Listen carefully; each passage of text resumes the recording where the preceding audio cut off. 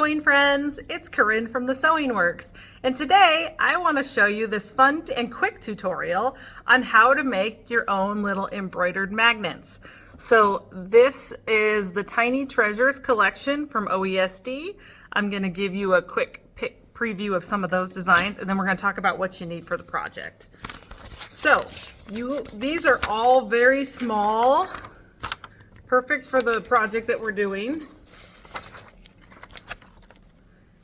And we even resized these down a little bit smaller than what they were originally in our box, if you're participating along.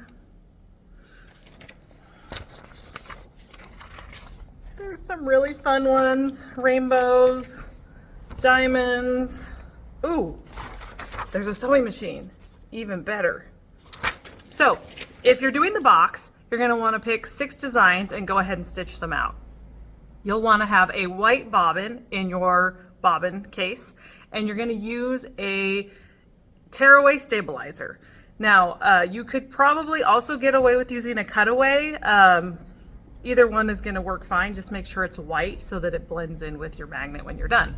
So stitch those out, and then you're going to need the Lovey Mag Super Strong magnets. These are 2 1/4 across by 1/8 inch thick.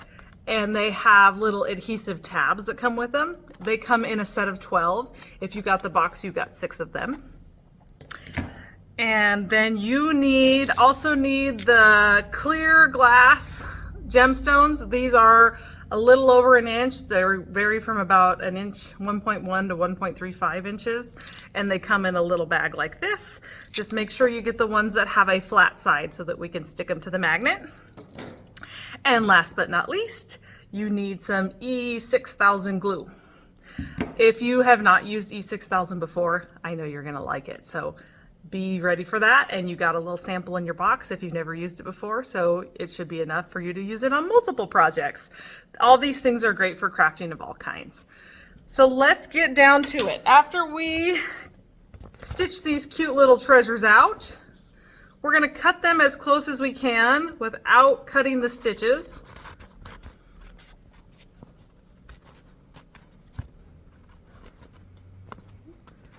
Hopefully you can see this.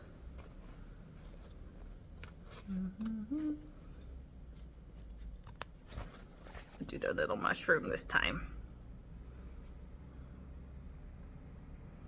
Clean up any excess that maybe you didn't quite get perfect the first time.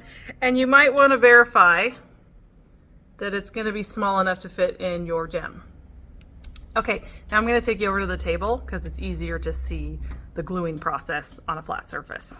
When you're creating your magnet, we're going to start by using the magnet and the adhesive, and then we were going to add a little bit of glue before we plop the gemstone on. If you have a wood clamp, or in my case, I have a vise handy to help set my glue and eliminate air bubbles, you'll also want that here in just a moment. So before you get too far along, you might want to find something that you can pinch that with. The glue sets to a fairly heavy tack in about 10 minutes, but a full dry is going to be a few hours. So you pop your little magnet out of your pack. Either side of the magnet can go onto the magnet, and the other side will go to your little motif. So just be careful that you try and center that as best you can.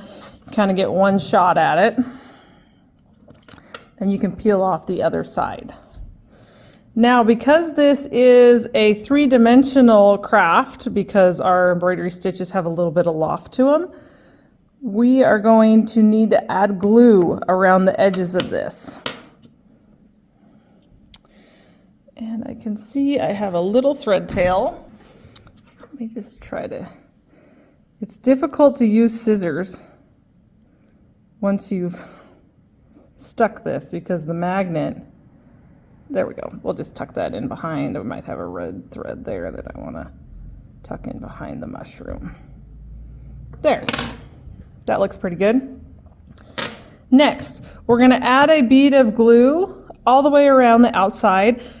Not very heavy. You can always add more later and it's just going to be a waste and something to clean up if you get too much. So you'll kind of see how thick of a bead I put on here.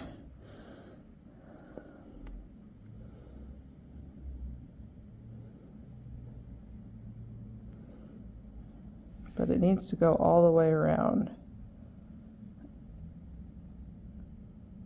Okay, that may have been a heavy dose.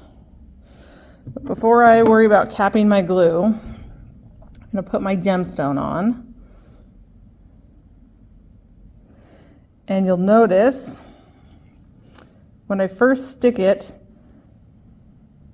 I'm going to press and get all that extra off that I see.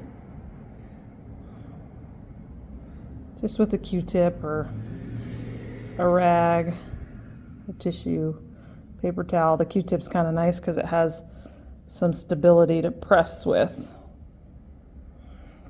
Okay, next, because you can see when you first glue it, there's a few air bubbles inside, and then when I press on it, those air bubbles go away.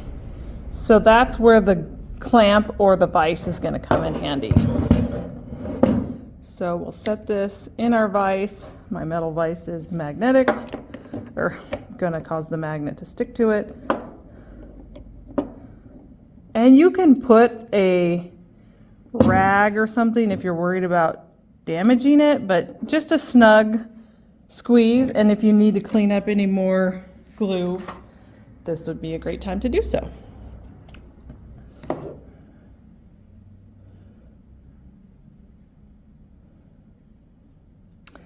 Again, if you let this sit for about 10 minutes, you'll probably be safe that the air bubbles won't come back. But if you're not in a huge hurry, give it a good half hour. Thank you for joining me on this fun little magnet tutorial. Stick these on your fridge or in your sewing room, somewhere cute that can add a little sparkle or a little pop of some homemade stuff, or give them to a friend. They are very functional, and they can be made out of paper crafts. If you wanted to replace the embroidery with a paper motif, you could do that as well. So have fun and happy creating. Bye for now.